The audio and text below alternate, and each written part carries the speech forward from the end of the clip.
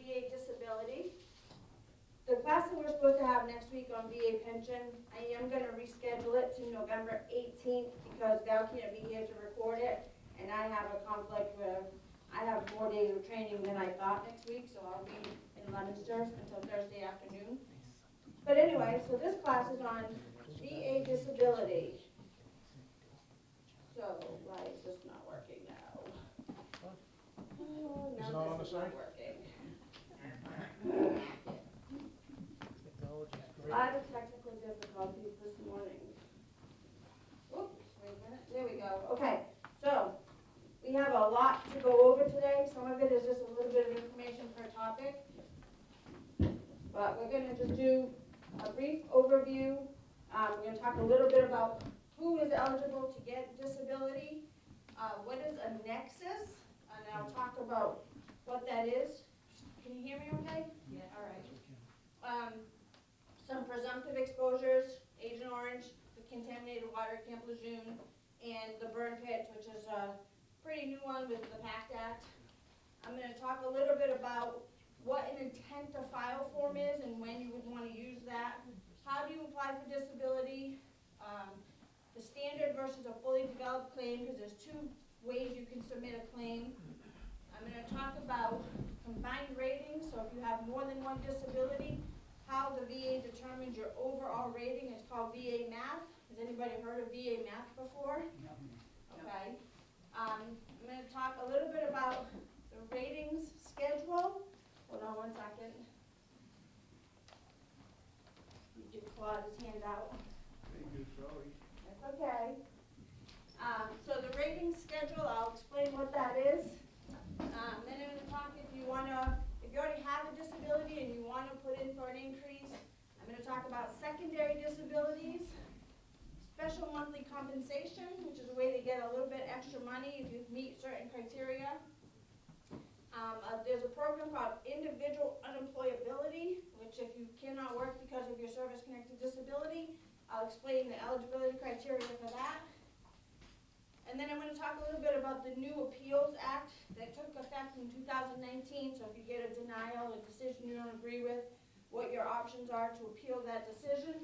I'm going to talk a little bit about fiduciary services, just so you know that they're available. That's if the veteran is not competent to handle his or her own finances, how fiduciaries work. And then I also want to mention the St. Louis fire of 1973, because that does affect the VA getting records of certain veterans. All right, so overview. Some of this I went over in the very first class, right? So disability is a monthly tax-free benefit that's paid only to the veteran, and it does cover both physical conditions and mental health conditions, PTSD, MST, TBIs, which is kind of physical and mental combined.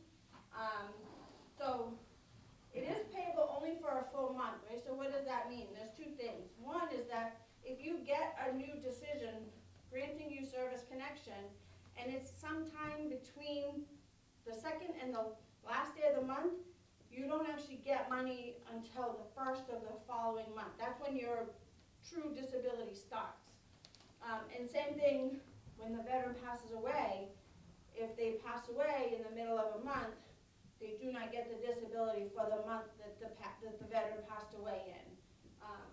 And the disability payments are always paid, not always, if the first is a weekend or a holiday, they don't pay it on the first, they'll pay it at the end of the previous month, but generally they're paid on the first of the month for the month prior, right? So your November 1st payment is really going to be for October, the month of October.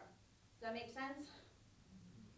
All right, so if you are retired military and you have 50% or more service-connected disability, you can collect both your full disability and your full military retirement. If you're less than 50%, you have to offset one or the other. Let's see, we talked a little bit about you cannot collect both VA disability and VA pension at the same time. They are two separate programs. If you qualify for both of them, the VA will pay you the higher of the two that you qualify for. is at least 30% and you have a spouse, if you have minor children, there is an additional amount that the VA will pay the veteran each month for the number of dependents that he or she has. And then this is a new one. I did not talk about this before, and I just want to briefly mention it. Depending on what your disability is, you may be able to get a one-time benefit to buy a specially adapted vehicle. So if your leg was amputated, your right leg was amputated, and you need to, I don't know how they do it. They put the gas and the brake somehow with you use it with your hands. It's an adapted vehicle. The VA will give you a one-time allowance to purchase a vehicle like that. And then there's also a clothing allowance. If you have a prosthetic, or if you have to wear medicine because you have a skin condition that requires you to wear medicine and it ruins your clothes, the VA will pay you either a one-time or a once-a-year allowance. Now, I don't know how they determine if it's once or once a year, but that's the requirement. That's what they put on their website, that's what they will pay you. Questions so far? Okay. So eligibility. So basically, I'm going to say you need 3 criteria unless you're applying for a presumptive condition. So the first one is that you have a current illness or injury. That's the first of the 3 criteria. And you also had to, this is not part of the 3, but you had to have served, obviously, on active duty. Your illness or injury could have occurred when you were doing active duty for training or inactive duty for training. But it had to be something that happened in the military. So that's your second criteria, is that your injury or illness started while you're in the military, called in service, or, I talked about this before, you had a disability prior to going in the service, but it wasn't enough to stop you from going in, but your military service made that condition worse. So that's called a pre-service disability. Or the third one is that you have an illness that occurred after you were already discharged, but because of an exposure, basically, right? Exposure to Agent Orange. So you served in Vietnam or on board the ship within the 12-mile radius, or 12 miles, or if you're a younger veteran, you served in Iraq, Afghanistan, Djibouti, Africa, all the places with the burn pits.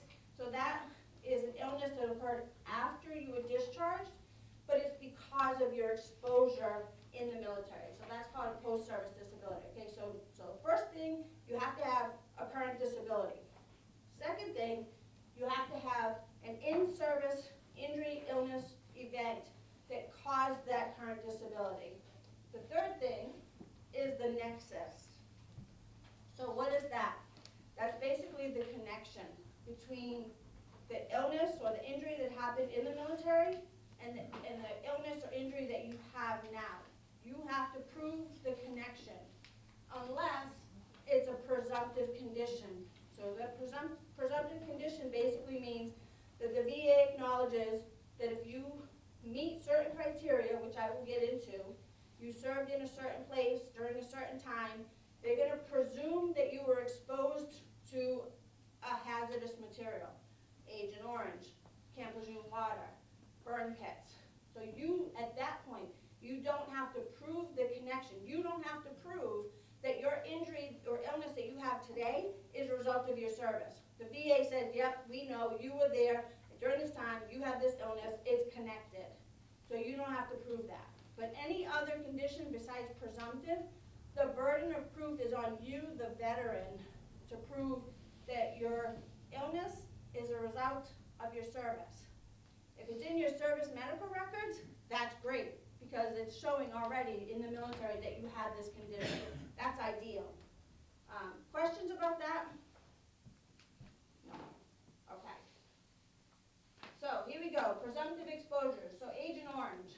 So there's like 2 or 3 slides of places that you could have served during certain dates that the VA is going to say, yes, we know the Agent Orange was sprayed there, stored there, whatever. And if you were there, you were exposed. So I'm not going to list all of them. I'll just say Vietnam, obviously, These new ones on the bottom are from the PACT Act. Thailand, Laos, Cambodia, Guam, American Samoa, Johnson Atoll. And then these are some additional ones. The Korean DMZ. Anybody here serve during these dates in Korea? No? So there's some Air Force units. Down at the bottom, if you were a reservist and you served at Lockbourne or Rickenbacker Air Force Base in Ohio, Westover Air Force Base here in Massachusetts, and Pittsburgh International Airport during those dates and in those units, they're going to presume that you were exposed to Agent Orange.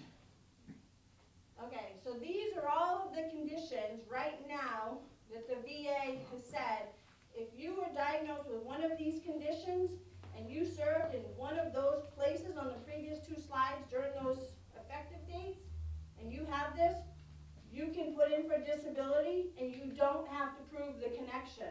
The nexus is already established. So I'm not going to go over all of these. I will say the new ones are hypertension, that's from the PACT Act, high blood pressure. Hypothyroidism is pretty new, that was added last year. Monoclonal gammopathy of undetermined significance. From what I read, and I'm not a doctor, it's a protein abnormality in your blood. If you have it, you know you have it. That's new from the PACT Act. Parkinsonism is new from the National Defense Authorization Act of last year. And there was one more that was new last year as well. I don't remember which one it is. But it doesn't matter when they added it. It's a presumptive condition now. The bottom three has a star next to it. Peripheral neuropathy, porphyria, I don't know how to say this, the cutanea tarda, and chloracne. So those are starred because those are the only three that you had to have been diagnosed with that condition within 1 year of exposure to Agent Orange. If it's outside of that 1 year, the presumption of exposure goes away. Questions about this one so far? Agent Orange exposure? Nothing? All right, so Camp Lejeune. How many people here were stationed at Camp Lejeune? 1, 2, 3, 4, 5. So the criteria to establish presumption for exposure to the water is that you served 30 or more cumulative days. So it does not have to be in a row. It could be if you were a reservist and you went there for 3 weeks in 1965, and then you went there again for another 2 weeks in 1967, you have that 30 days. So it's between August of 53 and December of 1987. In your packet is the map showing the whole area that is included. So it's basically Camp Johnson, the 2 satellite bases, which are called Camp Johnson and Camp Geiger, and also Marine Corps Air Station New River. So if you were at any one of those 4 bases during this time, and you have any one of these conditions, it's a much shorter list than Agent Orange, and it might grow, they might add more. But right now, if you have any of those conditions, the presumption of exposure exists, and you don't have to prove that your illness is because of the water. The VA already stipulates that it's because of it. So I put this next slide in here only because the VA will reimburse family members if the family member lived at one of those bases. And they have to show proof that they lived there. So if you're a veteran and you were married and you were at Camp Lejeune and your spouse was with you, your spouse was pregnant or had a child down there, and the spouse or the child has any of these conditions, the VA can pay back medical expenses that you paid out of pocket. So I just put it on here. It's not really related to disability, but I just wanted to let you know that this was an option for you. Questions about Camp Lejeune? Okay. Now, burn pits, this is the newest one, and I know we have at least one post 9/11 veteran in here. Two, okay, two. So if you serve, so this came about because of the PACT Act of of this year. It signed on August 10th. So if you served on or after August 2nd, 1990, right? That's the date that Iraq invaded Kuwait. And you served in any one of these locations here on the left, or if you served after September 11, 2001, everybody knows what that date is, in any of those locations, then the VA says, yes, you were exposed to burn pits. So if you get any of these conditions, the VA will say, okay, it's a result of your service, we'll grant you service-connected disability for it. So there's a whole bunch of these on here.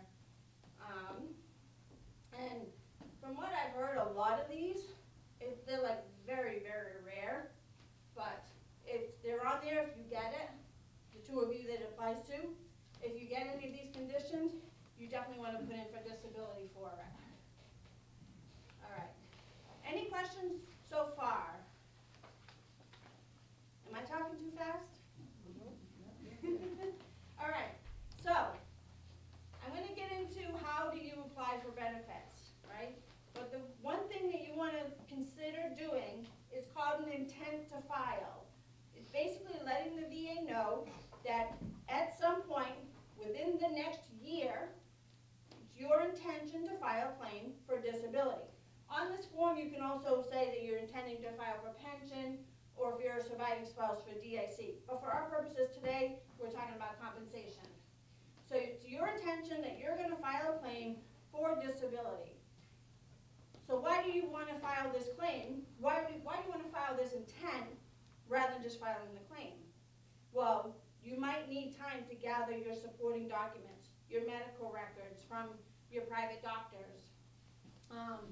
You can get layperson statements. So what's a layperson statement?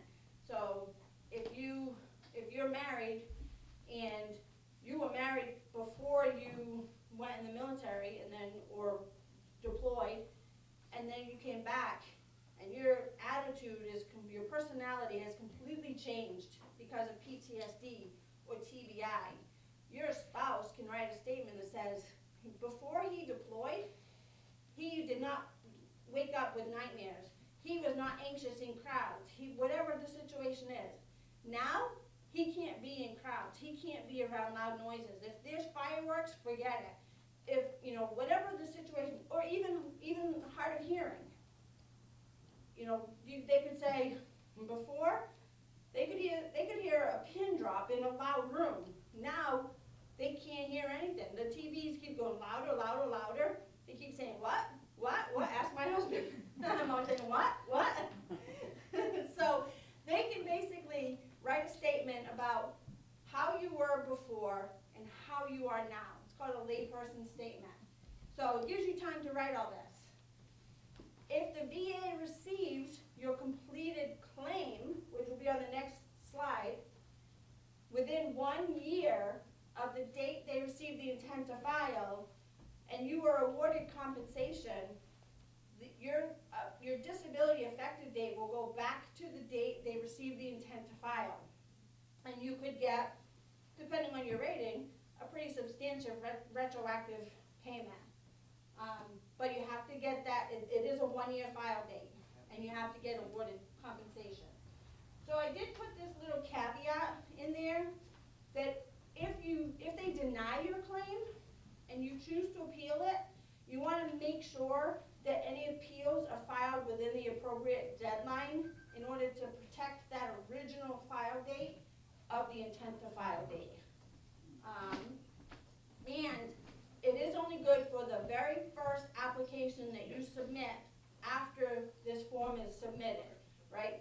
So I submit an intent to file today, October 21st.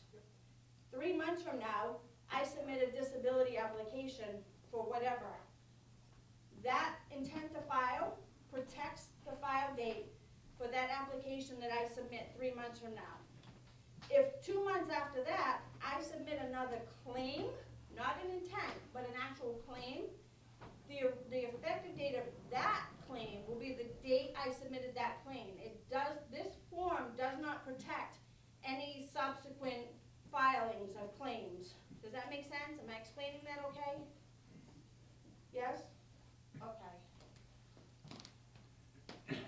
So, how do you apply for disability? The form that they use right now is a 21-526EZ. And if you're gonna do this on your own, first of all, I don't encourage you to do that. I'm here to help you do this.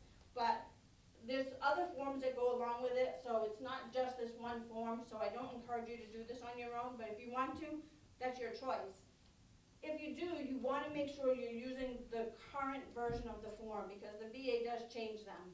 And I think they have a thing where if you submit it within a few months of the new form taking effect, they'll still accept the old form, but after that they won't. I think it's 3 months, I may be wrong with that, but it's always best to use the correct form, so you can download it off of the VA's website, and it should always be the right form on their website. All right, so you want to submit your claim form. You want to submit all of your supporting documentation, right? So if you're submitting a claim for hearing loss and you've had a hearing test, and you want to make sure you submit that hearing test with your claim. Now, one second, Michelle. If your treatment is at a VA facility, you do not need to submit that. I'm talking about private medical records. Michelle. I have a question about the fact that I always encourage everybody to hang on to your original and take a copy. Yeah. Because they get lost. Yeah. All the time, and then you have no thing to fall back on. So always make a copy, and that's what you pay, not the original. Yeah, so Michelle does bring up a good point. So if you're submitting your own claim by mail, you want to make a copy of what you submit. If you're submitting it electronically through the VA website, you don't have to do that. Because you're keeping it. With that? Because you get to keep it. Yeah. You're not going to lose it. And if you're submitting it through me, They will lose it. I'm submitting it electronically, unless the medical records is too thick, then I have to mail it. But I still have the forms are done and saved electronically, and then I keep a copy of the medical records. Okay. So what's going to happen is the VA, more than likely, is going to send you for what's called a C&P exam. It stands for Compensation and Pension. So any of you in here who have disability already, you might have gone to the VA hospital, a local VA hospital, for your exam. About a year or two ago, maybe, they stopped doing the exams in-house. They contracted them out to private companies. So, he knows. So, if you put in a claim for a disability, the VA is going to send you through one of these local companies. There's 3 in this area. There's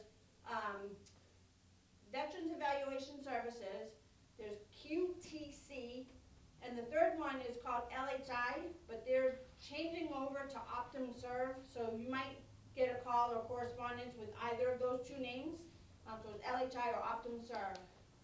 So, and they have a 100-mile radius from where you live to send you. So whatever is 100 miles from Westport is where they can send you. Because their goal is to get you in for that exam as quick as they can, even if it means you have to travel further. If that's a problem and I'm doing your claim for you, please reach out to me. Even if I don't do your claim, please reach out to me if it's a problem with you having to travel 100 miles or 75 miles or whatever it is. If you have a legitimate reason why you can't travel that distance, the VA will work with you to try to get you somewhere closer, even maybe a VA hospital, but you have to have a legitimate reason. So you want to go to all of the exams, and you might get sent for more than one. So if you're submitting a claim and it has multiple disabilities on it, so you have PTSD and you have hearing loss and you have bad knees, right, knee pain, an orthopedic doctor is not going to be able to evaluate your PTSD and your hearing loss. An audiologist is not going to be able to evaluate your PTSD and your knee pain. And a psychiatrist is not going to be able to evaluate your hearing loss and your knee pain. So you might have 3 different exams. So you want to make sure you go to all of them. And then, if the VA sends you any correspondence, please read it thoroughly. If you have questions, come and see me. If I don't know the answer, I will get you the answer. So that's your part of it. The VA's part, once they get a claim, is that they're going to acknowledge to you that they received it. So if you're submitting it online yourself, you'll get a message on the screen that says, your claim has been received, or something to that effect.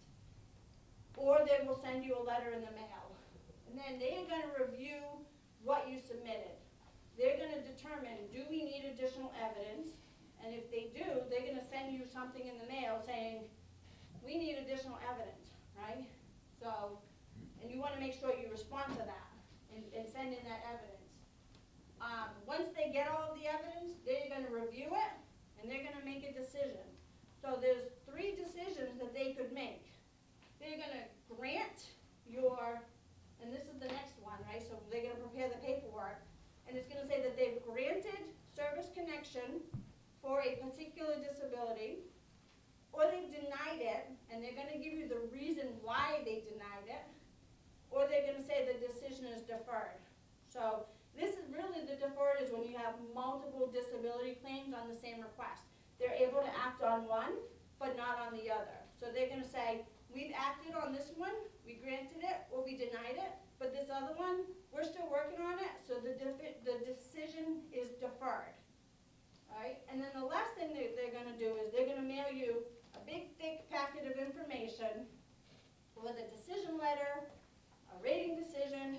It's going to have all kinds of language on there. You can read through it. If you have questions, come see me. So what happens usually, and I get this call all the time, in fact, I think I got 2 in the last week, is you're going to get a deposit into your bank account. So when you submit your claim, you want to submit your bank account information with your claim. There's a spot for it right on the application. If you don't do that, they're going to come back to you and say, what's your bank deposit information that you want this money going to? So you're gonna get a call, or I'm gonna get a call probably from you and say, hey, I got $3,000 deposited from my bank account from the VA. It might not be 3,000. It might be a couple hundred. Who knows? What's this for? Well, that's because the VA granted your service connection for something to put the money in your bank account, but the stuff is still going through the mail. The letter's just going through the mail, which obviously it takes a lot longer to get something in the mail than it does for an electronic transfer into your bank account. I just got one for a veteran that called me up. He's like, I got $3,500 deposited into my bank account. What's from the VA? What's this for? I'm like, because we did your disability claim and they granted it. So, questions about this? Okay. So, there's, yes, Claude. That would be applicable to the Camp Lejeune stuff, I imagine, right? So it's applicable to Camp Lejeune if you're filing a claim with the VA for a disability because you have one of those illnesses. This is totally separate from any lawsuits that you're doing through lawyers for Camp Lejeune. What I'm trying to get at is, instead of making lawyers, can we just go directly to the VA with our complaint? So they're 2 separate things, right? So the VA, this is where the VA pays you money every month because you got sick because of the contaminated water. And you're getting the money. The lawsuits is a lawsuit against, I believe it's the government. I know, is she here? The first class, somebody mentioned that it's actually against the dry cleaning companies, which I have not heard that, and I asked other VSOs and they didn't hear that either. So it's really 2 separate things. Excuse me. But, hold on. But what I do know, what I've been told, is that if you're getting disability because of the water at Camp Lejeune, and you file a lawsuit, what you have already received from the VA is going to be withheld from any settlement you get from the lawsuit, because you've already received compensation for that illness. What I'm trying to get at So, is it necessary to file a lawsuit or just go through the VA process? Would that work? yeah, Which one is that? A VA I mean, lawsuit- I can't say it's better or worse. Yeah. That has to be your decision. It's unique to every person, every person. Yeah. I will say next week, the training that I'm going to, they are gonna be talking about Camp Lejeune. So maybe after next week, I will have a better answer for you, because I'm not sure exactly what the lawyers, if they are suing the government, if they are suing the dry cleaners. If they're going after the dry cleaners, there's no double dipping, right? The government's not paying you twice for the same illness. So I will try to get a better answer for you after my training next week, because it's so new and there's not a ton of information out there other than all these law firms advertising on TV. Well, that's the problem. You go through a law firm, you're gonna lose 40% of it. Yeah, I would rather not have that loss, yeah, for one thing, and I would rather have the government not have to pay a lawyer right. to get something that's Yeah. coming in here. I mean, if you have one of those illnesses, do you want me to back it up? Yeah, I have the list here. Yeah. Yeah. So if you have one of these illnesses, please come and see me, and we'll do a disability claim, okay? Any other questions right now about? Yes, Alan? You file a claim, how long do you wait for the answer? If I knew the answer to that question, I would be a wealthy woman. Oh, okay. And honestly, in all seriousness, it depends, right? So if it's the first claim that you're ever filing, and the VA does not already have your records, they're gonna have to reach out to the National Archives and request your records. And that's with the fire, that's why I put the fire on there, right? So they're gonna have to request your records from the National Archives, which takes time. And then they're gonna have to review your records and see what were you seeing at sick bay for? What kind of illnesses or injuries did you have at sick bay? And then the next slide is gonna determine that as well. So, that slide. So, I have seen claims come back in like less than a month, and I've seen claims come back in 18 months. I had one guy, I didn't start his claim, he ended up having to appeal it, and appeal it, and appeal it. He ended up going in front of a judge which will be on the appeals screen. But he had a teleconference with a Board of Veterans Appeals judge.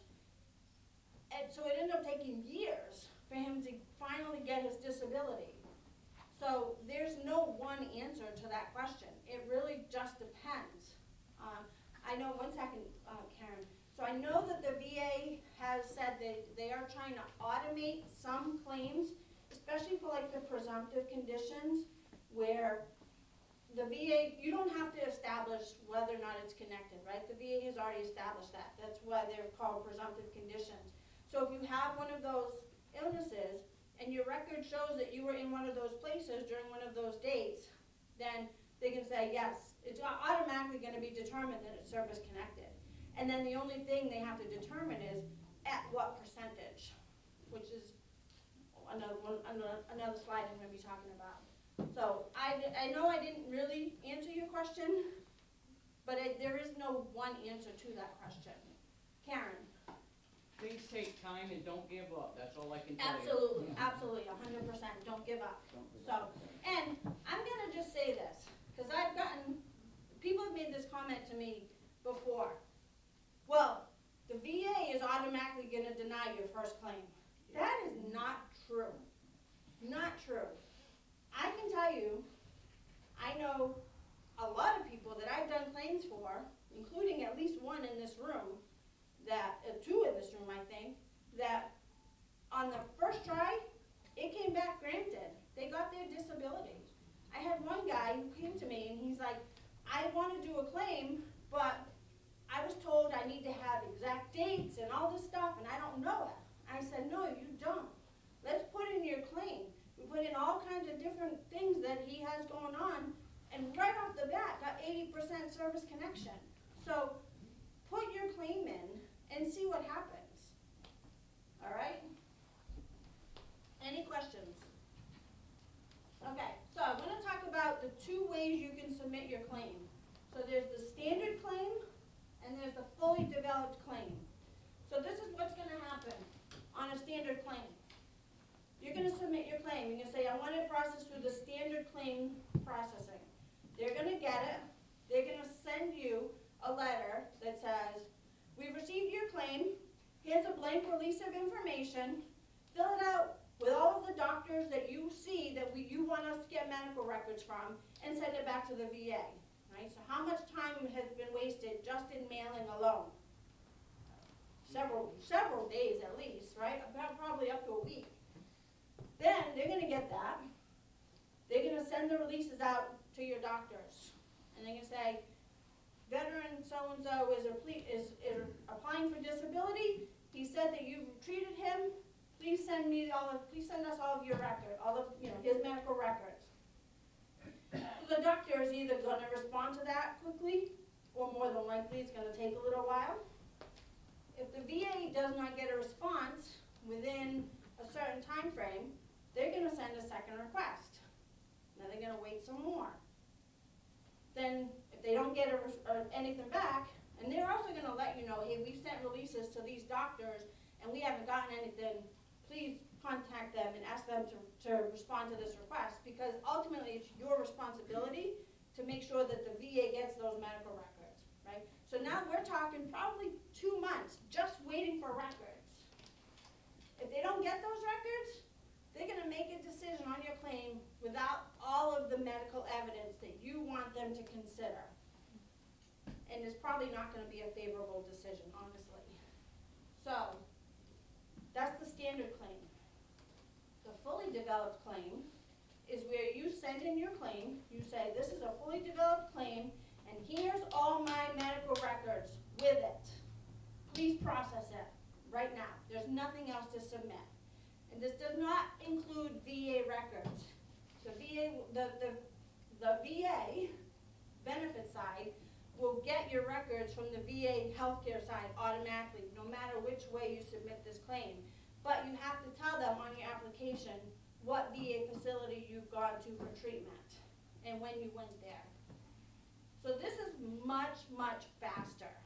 Now, if you submit a claim under the fully developed claim lane and you went, oh crap, I forgot to send in this record. I need this record. You can still send it in. It's just going to bump it back to the standard lane.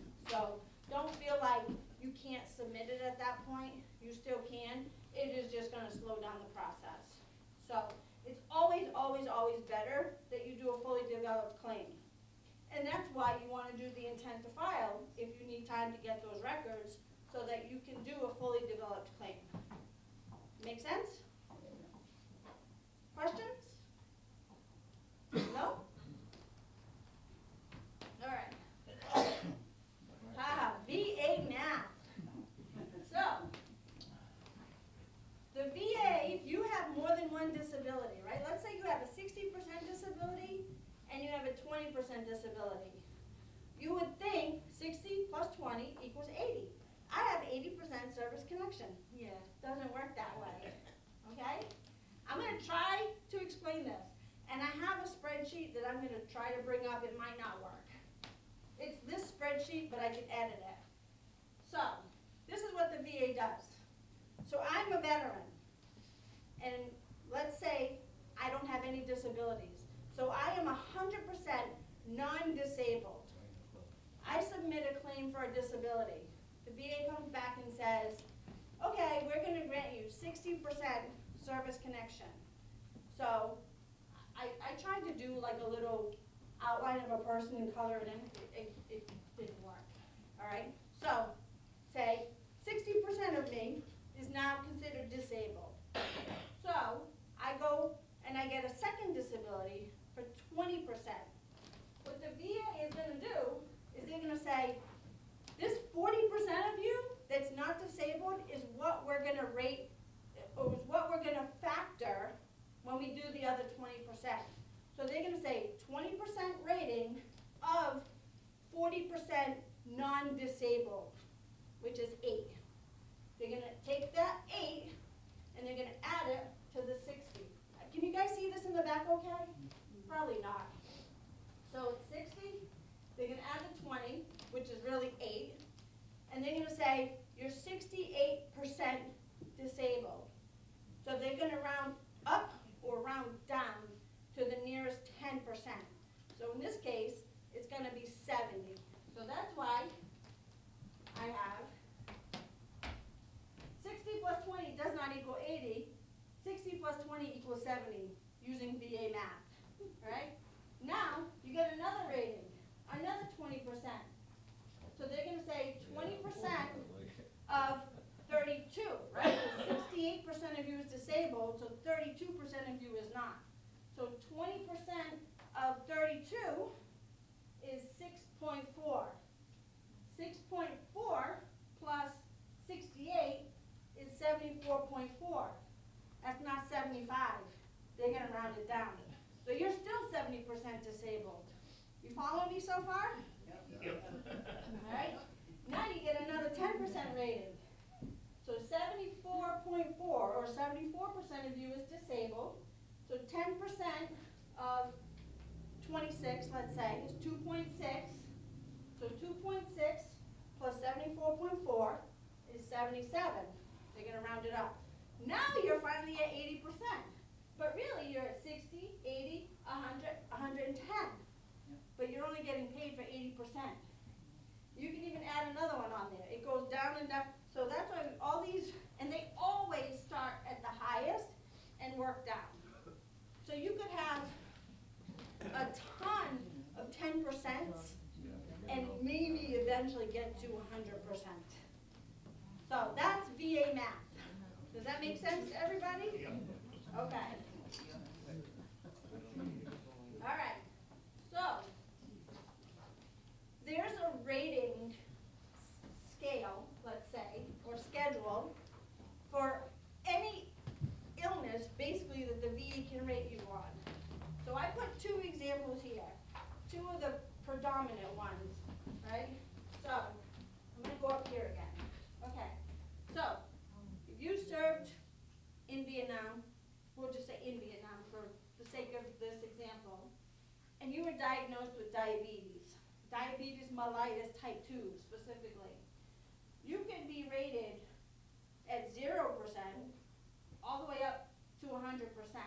0 is when you don't even meet this criteria, but for diabetes, more than likely, you're going to start at 10.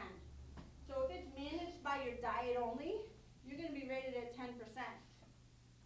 Once you start having to take daily medicine, whether it's insulin or whatever other medicine, some kind of oral hypoglycemic, then it's going to bump you up to 20. So as your symptoms get worse, your ratings gets higher. But it doesn't always go 10, 20, 30, 40, 50, 60, all the way to 100. This one goes 10, 20, 40, 60, and then 100. And every single diagnosis has a scale like this. Sometimes there is only one rating. Tinnitus, as an example, that's the most prevalent disability that veterans in this country have. So tinnitus, there is only one rating, 10%. It doesn't matter if it's 1 year or both. It doesn't matter how severe it is. If you have tinnitus, you get 10%, except one person that we're trying to rectify that I know. So this is determined by 38 CFR, Code of Federal Regulations, Book C. There's a website. It's in the resources that's listed. You can go there, and it's broken down by like your body systems, right? So there's endocrinology, there's organs of like your ears, your eyes, psychological. There's all these different categories, and you kind of have to figure out. This is why being a doctor would be helpful for me when I'm trying to look these up. So you got to look up an illness and try and figure out what part of that 38 CFR it falls under, and then try to find what the different ratings are. there is another way, I can bring up the website after if you want. But that's how they determine. So when a rater says, yes, we're granting service connection, now they gotta look at the criteria. How severe, or what are the symptoms of the illness? And where does it fall within the guidelines, right? Does it meet this one? It's 40%. If it meets this one, you know, maybe it's a little worse than this one, but doesn't quite meet this one, they're still gonna go 40%. You have to meet the level of each one to get the highest rating. Does that make sense? No? Yes? It does, I just Okay. didn't. Not fair. Yes. Does the veteran who has diabetes, did he have to serve at a particular time or So, at a particular place? well, so not necessarily, right? So diabetes is a presumptive condition for exposure to Agent Orange. Oh. But if a veteran is diagnosed with diabetes while they're on active duty, even if they were not exposed to Agent Orange, they can still put in for that disability, and it can still be granted as service connected, right? You can put in for whatever disability you want, and let the VA decide if it's service connected or not. But if it's in a veteran's records, military, like medical records, that while they were on active duty, they became diabetic, the VA is, I can't say they will or they won't, but it's more favorable that they will grant service connection, even if they weren't exposed to Agent Orange. They could have served years after Vietnam was over, but became diabetic in the military and can grant service connection. Does that answer your question? The answer is, became a diabetic while in the service. Except if it's the presumptive condition, right? If it's Vietnam, they served in one of those places where Agent Orange was, then it can be diagnosed after service. And I will say too, that if you are separated and you're diagnosed with a condition within 1 year of separation, they will also look at that as being related to your service. Does that answer that? Yep. Okay. Any other questions? Okay. So, increase in ratings, okay? So, this first one is that you really want to check to make sure that you're already, to see if you're getting the maximum rating or not, right? If you have tinnitus and you're rated 10% and you have constant ringing in your ears, they're not going to increase your tinnitus rating. By law, 10% is the maximum you can get. I'm going to talk about that again when I get to the secondary conditions, right? But, so for the diabetes as an example, if you're rated at 10%, because it's managed by diet only, but now you're taking insulin or an oral hypoglycemic, which is what, like metformin, I think, Metformin. right? Good If you're side. taking a diabetic medication, well then you can put in for an increase. So that's why this, knowing where to look in here is helpful, or going to your VSO is helpful, because we can look to see if you meet the next highest level, right? Or ask your doctor. Sometimes I'll print these out and I'll give it to the veteran and I'll say, go to your doctor and see if you meet this next highest level. And then we'll put, like, especially like the PTSD ones, I don't know what all that stuff means. I don't know what all this stuff means. But I'll say, take it to your doctor, ask your doctor, do you meet this criteria? And have them document that in your medical record. And then get that medical record and submit it with your claim for an increase, okay? I want to talk a little bit while I'm on here about the 20-year rule. Anybody in here know the 20-year rule? No, okay. So, if you have a claim for, let's say, a bad back, right? You know what I'm talking. I'm going to use you as an example, I hope you don't mind.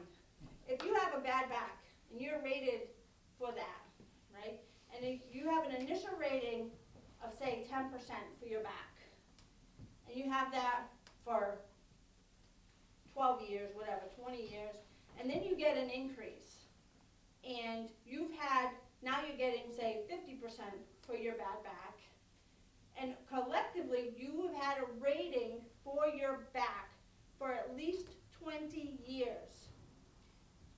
If you put in another claim related to your back, the VA can review your existing ratings and say, oh, you're getting better, we're gonna reduce you down. However, if you had that rating for your back for at least 20 years, they cannot reduce you below the lowest rating you ever had for that condition. So you might be 50% now, and it's better. They can reduce you, but not below 10%. The only way the only exception to that is if the rating was granted through fraud, like the veteran lied when they went to their exam. And unfortunately, that does happen. So that's the 20-year rule. So just keep that in mind whenever you're putting in for subsequent claims, that there is always the risk of being reduced unless you have had a rating for 20 years and they can only reduce you to the lowest rating you had for that condition. Does that make sense? Okay, so again, so you want to check to see, are you already getting the maximum rating? Because if you are, then you're wasting everybody's time to put in for an increase for tinnitus beyond 10% because they cannot by law increase you beyond that rating, right, as an example. So you're going to submit the exact same form as if you're submitting a brand new request for disability, the 526EZ, but when you're listing the disability that you're requesting an increase for, let's say it's back pain, you put back pain. You really want to stay away from saying back pain and give an actual diagnosis, like sciatica, yeah. And then in parentheses say increase. So they know you're looking for an increase and you're not, because otherwise they're going to come back and say, this was already granted, right? We're not going to review it. You're already getting disability for it. So this tells them that you're looking for an increase in that rating. Again, you want to submit all of your relevant medical information. You really want to make sure those medical records substantiate the increase in your symptoms so the VA can say, oh yes, he is getting worse. He meets this higher level criteria. And again, with the layperson statements, right? So again, going back to the back issue, if your spouse can say, before he used to be able to rake the leaves in the yard, and now he can't. His back is just it's too painful for him to rake the leaves or to put the trash out or whatever it is. Get that layperson statement. They mentioned, the VA mentioned friends, family, clergy, law enforcement, co-workers. If you were in touch with people that you served with, that's even better, especially if you want to corroborate an event that happened, like say you were on board ship and there was an explosion and you're in touch with those people that were in that room with you where that explosion happened, that can corroborate that yes, this explosion did in fact happen. That goes like so far towards helping your claim. Okay, again, if you schedule for a CMP exam, make sure you go to it. That's what they use to determine are your symptoms getting better or worse. In this case, you hope they show they're getting worse because you are going for an increase. And then be mindful that an increase in your percentage for that rating may not increase your overall rating because of VA math. It all goes back to that. Questions about an increase? No. All right. So secondary ratings. Okay. So what is that? So this is where you already have a service-connected condition. I use tinnitus as an example, right? You have a condition of tinnitus. You have a diagnosis of tinnitus that's service-connected. And it's so prevalent. Like you always, always, always hear the ringing in your ears. Nothing you do gets rid of it. and it's causing you so much anxiety, you can put in for anxiety as a secondary condition to the tinnitus, right? Same thing if you injured your knee and it's service connected, and now you favor your other leg because it hurts to put weight on that knee, and now it's causing your hip to have problems, you can put in for a secondary condition for your hip pain because you're favoring your favoring your good knee because your bad knee hurts. Does this make sense? So they're called secondary conditions. So again, you're going to file that same exact form on the claim. You're going to put anxiety, right? You're not going to put tinnitus. You're going to put anxiety, and then in parentheses, you're going to say secondary to tinnitus or secondary to whatever it is. So they know that you're looking to get this as not as a direct disability, but as a secondary condition to an already existing service-connected disability. Questions? Okay. So special monthly compensation. So there's certain criteria that if a veteran meets, they can get some extra money in their disability check every month, right? So if they've lost a limb, or if they've lost the use of a limb, right? So I could have all 4 of my limbs, but my disability is for my shoulder, and my arm is basically useless because I can't lift my arm up. So that means I've lost the use of my arm. Doesn't mean I've lost my arm, but I can't use it. The loss of both eyes, meaning they had to be removed and you have fake eyes, or that you've lost your sight in your eyes. Being permanently bedridden or needing help with the activities of daily living.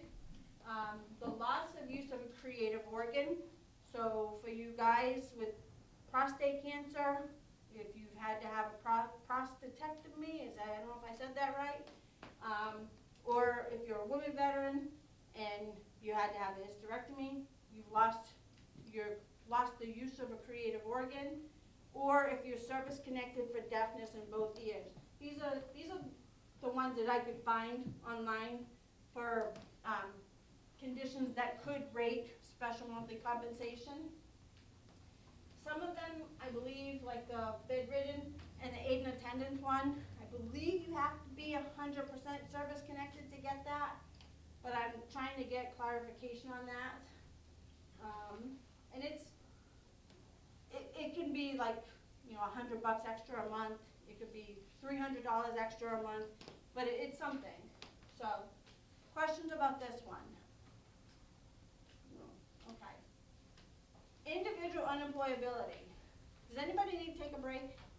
Are we good to keep going? Okay. So individual unemployability, what is it?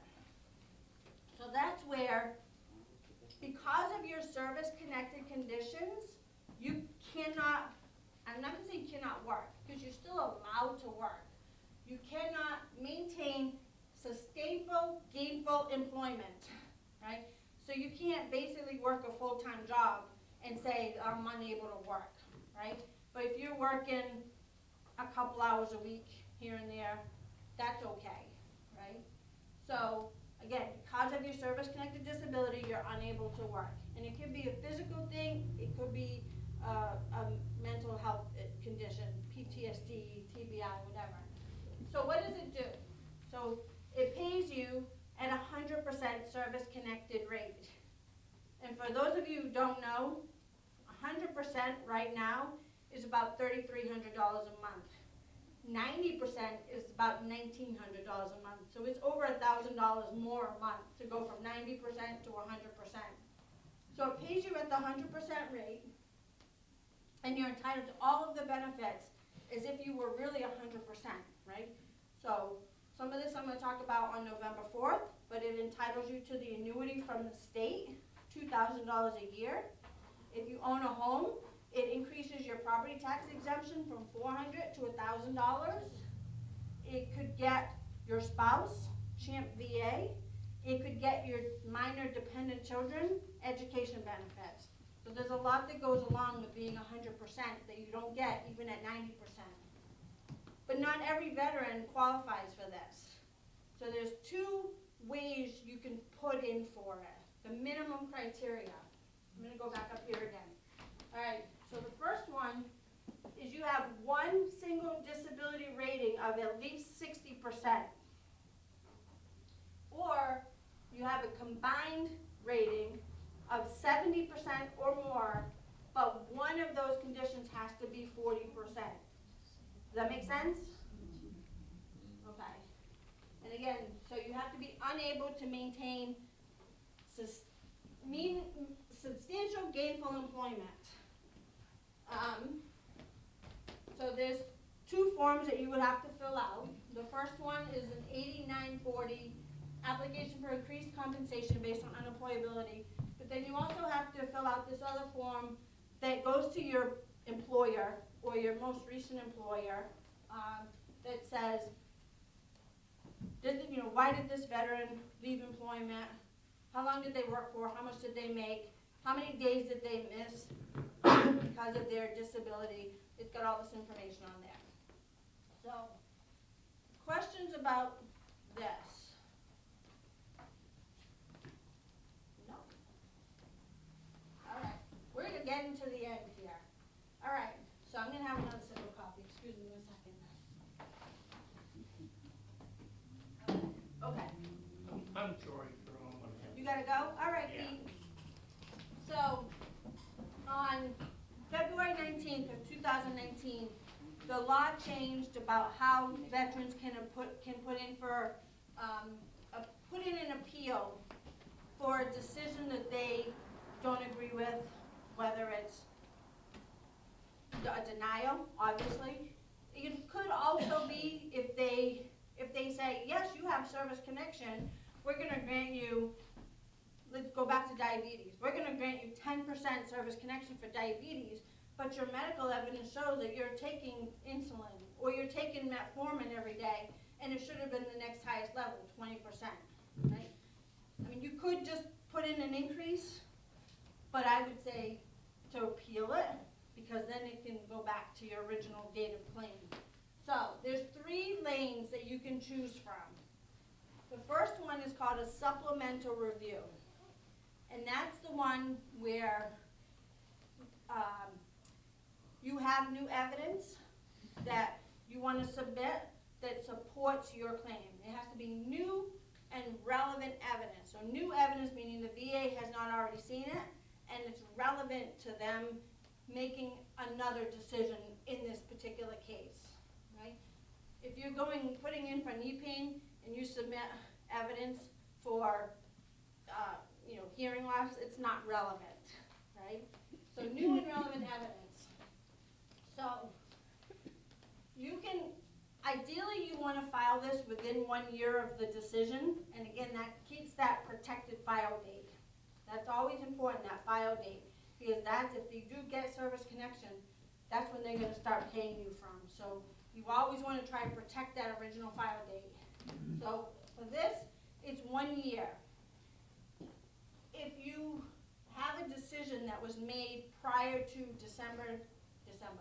February 19th of 2019, even though that's more than a year ago, you can still appeal it. You're going to lose your original file date, but this is the only way that you can appeal it, is the supplemental review. If it's a decision made after that, and you're within the 1 year, you have 2 other options, okay? Questions about the supplemental review? So basically, you're submitting new and relevant evidence and having them review it again. Right. The next one is called a higher level review. So that's where a more senior reviewer will review the exact same evidence that the original reviewer looked at and made the decision on, to see if that reviewer made a mistake, right? It happens, we're all human. Or if there's a difference of opinion. The higher level reviewer could say, you know what, I'm looking at this and I don't agree with this original rater's decision. I think it should be this, and they can overturn it. You cannot submit new evidence on a higher level review. So that's the big difference, right? Supplemental, you have to submit new evidence. Higher level review, it's a different set of eyes, but no new evidence. The other thing that a high level review allows you to do is have an informal conference with that reviewer. So on the form, it's gonna ask you, do you want an informal conference? You say yes or no. If you say yes, it's gonna ask you, do you wanna be called between 8 and 12 or between 12 and 4? And those are the two windows they give you. And they will try twice to call you. If they don't reach you within those 2 phone calls, they're gonna review it without having this informal conference with you. But you can submit, especially if you know there's a clear mistake, right? Like, they rated you 10% for diabetes, even though the evidence that you submitted shows that you're taking metformin. You can write a statement and it says, my rating should be 20%. I am taking a daily oral hypoglycemic metformin. My rating should be 20%, right? So you could submit a written statement pointing out the error so that the reviewer can be like, oh, okay, that's why they made a mistake. Yep, there's metformin, okay, 20%, rather than having to go through the entire record and see where there was an error. Question about that one? All right, the last one is a board appeal. So this is where it's a veterans law judge who they are in DC, and they will basically review all of your whole case and make a decision. So you have 3 options here. You can do a direct review where the judge looks at all of the evidence that was previously reviewed and makes a decision. Nothing new can be submitted. There's nothing, you don't go in front of them, anything like that.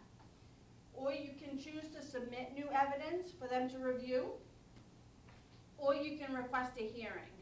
So it says on here that you can have a hearing in person. That's what it still says on the VA's website, but I believe they're trying to go away from that and do everything by computer. So you're sitting in front of a computer with a microphone and a camera. If the option to go in front of them is still an option for the VA, then you have to get yourself to DC, right? The VA is not going to pay for you to go to DC and put you up in a hotel. The cost is going to be on you. So this should be your last option, really. And you can do a supplemental review, and if it's still not favorable, you can do a higher level review, and if it's still not favorable, then you can do a board review. You can do all 3 of these.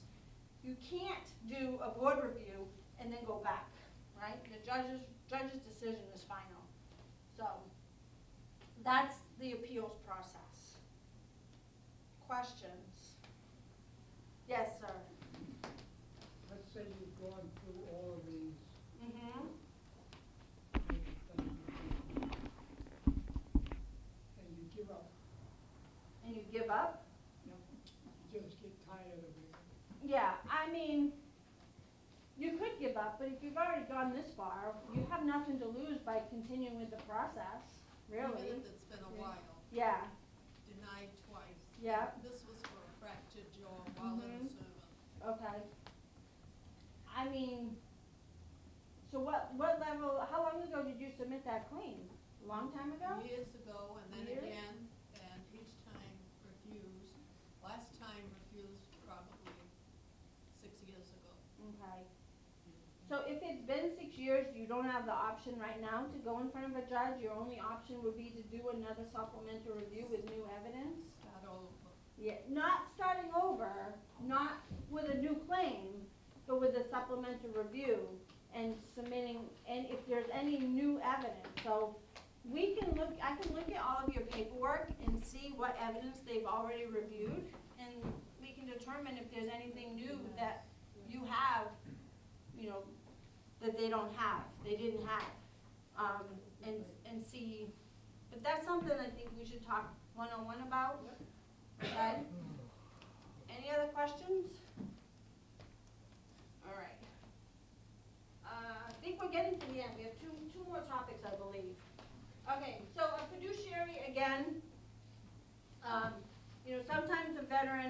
is not able to manage their own money, whether it's because of an injury they have, an illness they have, their age, whatever the situation is, they can't manage their own money, right? So,